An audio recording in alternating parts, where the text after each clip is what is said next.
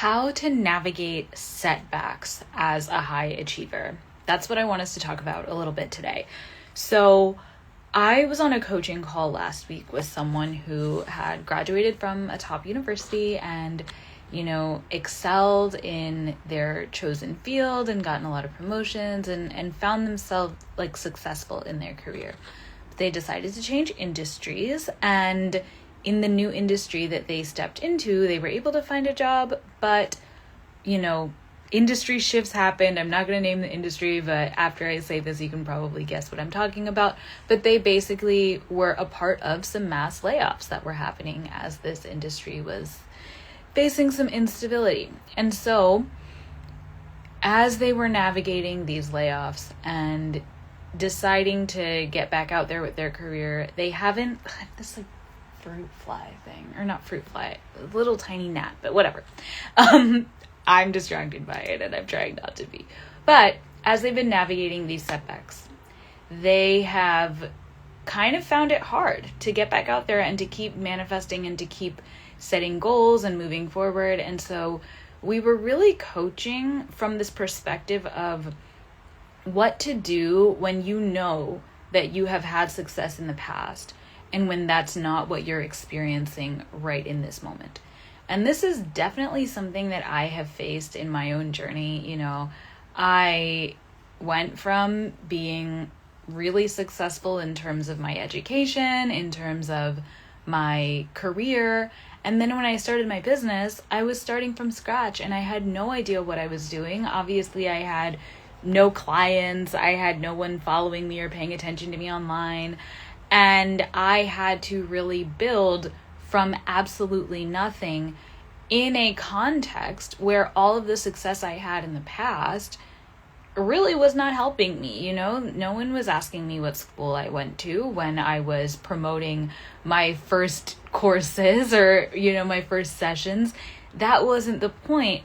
The point was people had to connect with me as a person and feel safe and comfortable trusting me to guide them with their lives and with their spiritual journeys and with their healing. And that was something I had to build over time, was letting people know me and letting people trust me and not relying on the accolades and the accomplishments that I had in the past. And so that could be a whole nother topic for a whole nother episode. But what I really want us to talk about today is that contrast and that difficulty of, I had success in the past, something changed, the context has changed, and now I'm not succeeding anymore. I'm not hitting my goals, and I don't even feel like myself, right? Because there was also this idea of what counts as a high achiever? Do I still get to think of myself that way? Do I still get to think of myself as a successful person who can do amazing things if I'm not doing amazing things every minute of every day? The answer is yes. But I want to give you an exercise that I gave to this client and that I, find myself doing a lot and that I have seen can really support people if you find yourself in this place. And I actually learned this in a coaching certification that I took. And not to say that formal training can be helpful in a lot of ways. Of course, it does come from within. It comes from what you know and who you are and the energy that people feel from you. But I learned this in a coaching certification and it really helped. So I'm just going to frame that there. And the exercise is, I want you to think about the accomplishments that you are most proud of in your life. And just make a list. Make a list of the things that you've done, the things that you've pulled off, the things that you've achieved that you are the most proud of, that really leave you feeling like, I am a badass, I am successful, look at me go, I was able to do this thing. And just make a list. Come up with as many as you can. I would say aim for at least 5 or 6 things, but see if you can really dig deep. And once you have that list, I want you to ask yourself, were these things easy or were they hard?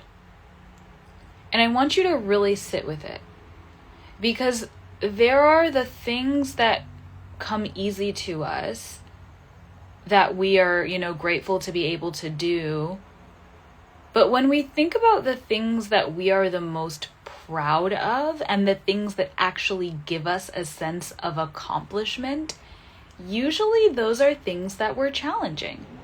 They were things that required us to step up. They were things that required us to shift and to transform and to grow and to really bring it to the situation. If you walked into every room and everything went your way all of the time, you probably wouldn't have a sense of accomplishment. Your life would be very easy, but you would not have the sense of accomplishment. A sense of accomplishment actually comes from having to overcome some kind of difficulty in order to get the result. And the things that you are the most proud of are the things that you have actually stretched for, the things that you have worked for, the things that have required a new version of you. And I want you to remember that. So make the list of the things that you're the most proud of, reflect on each of those things, and notice, what did you actually have to overcome in order to get there? And you can make a couple notes for each one, or you can maybe pick one or two, depending on how much time you have. You can pick one or two that really stand out to you and like, what did you have to overcome in order to get there? And then once you have listed out, actually I ran into this obstacle along the way, or this was a little bit challenging, but I still made it through, or this was very challenging, but I still made it through. Like the example that I gave on this coaching session was graduating from college was really hard for me, honestly. Like I got into Harvard. That was hard. I'm not going to say that was easy. That was hard. And that was obviously a multi-year process of working through high school and middle school and everything to do that. So getting in was hard, but graduating was a different type of hard. The culture shock of going to that environment and going from there's this concept of going from being a big fish in a small pond to a small fish in a big pond, and what that does for us psychologically.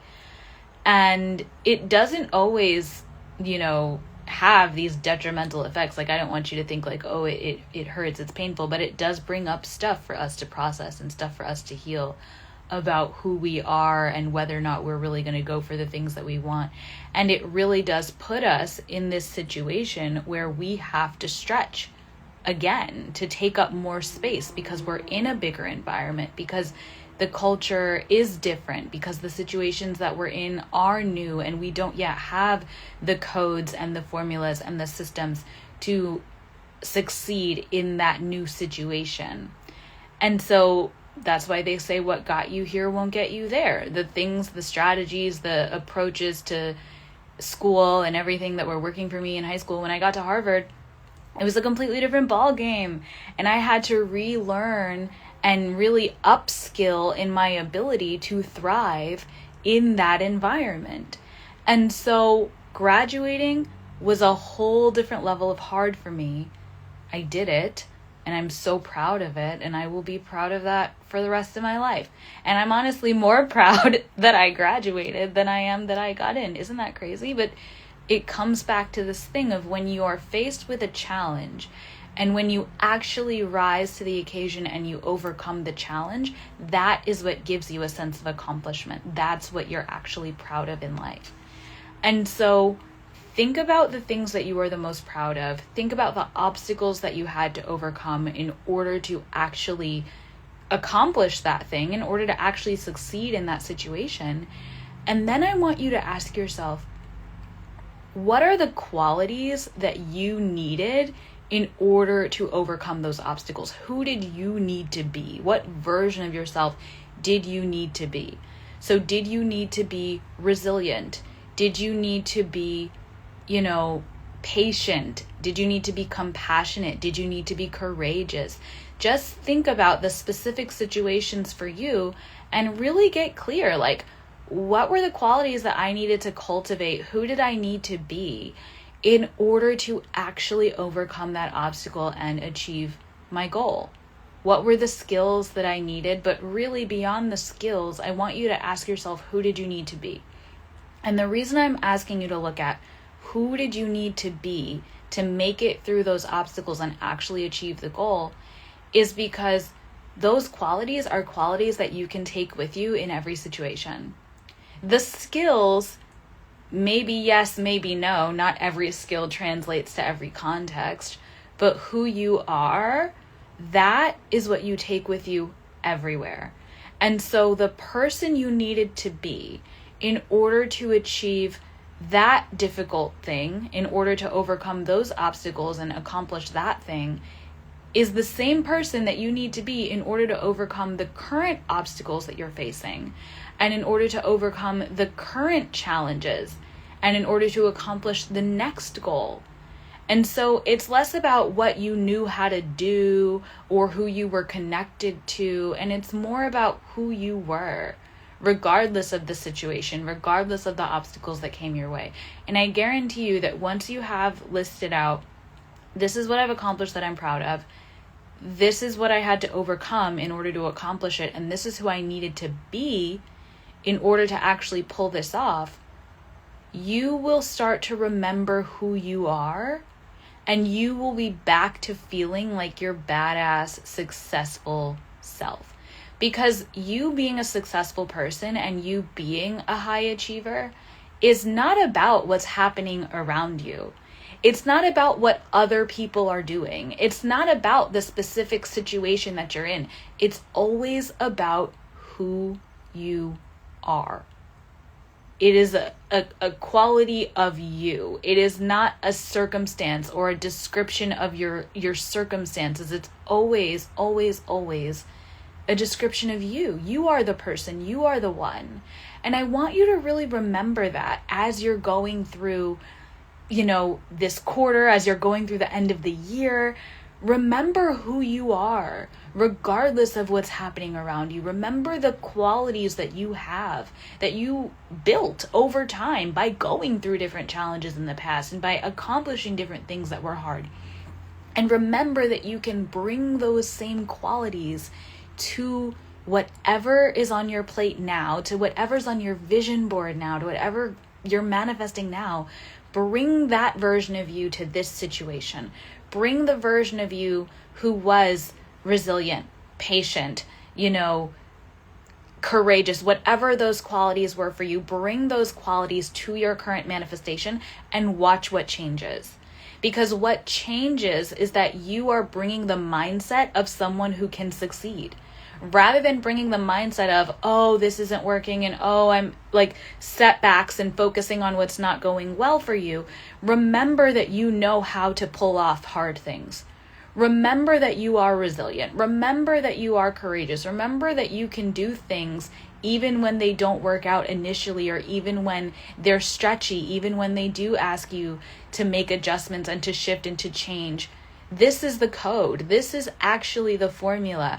It's not so much that you need to be perfect. It's not so much that you need to have all the connections in the world. It's that you need to remember who you are and bring that version of you everywhere. And you can do it because you've done it before. And so I want you to do these journaling exercises. I want you to make the list that I'm telling you to make.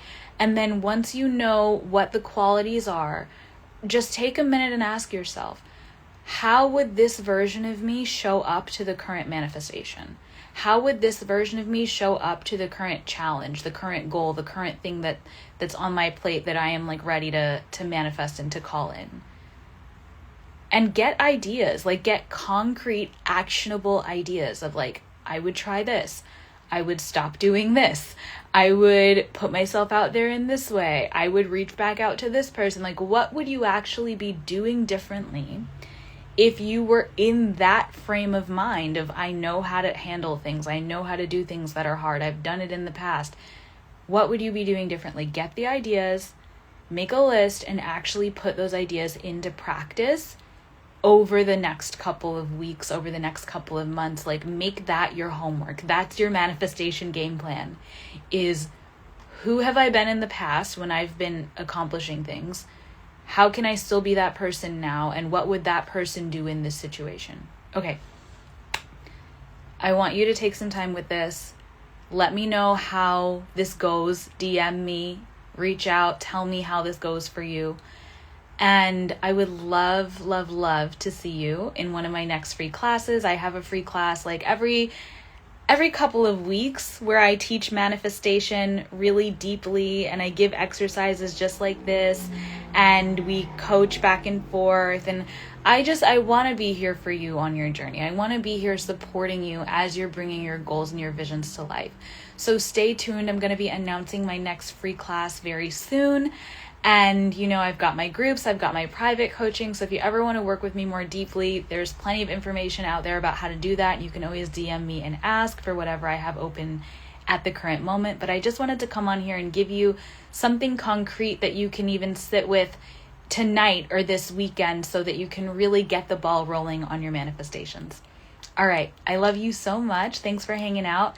And I will see you again very soon. Mwah. Take care.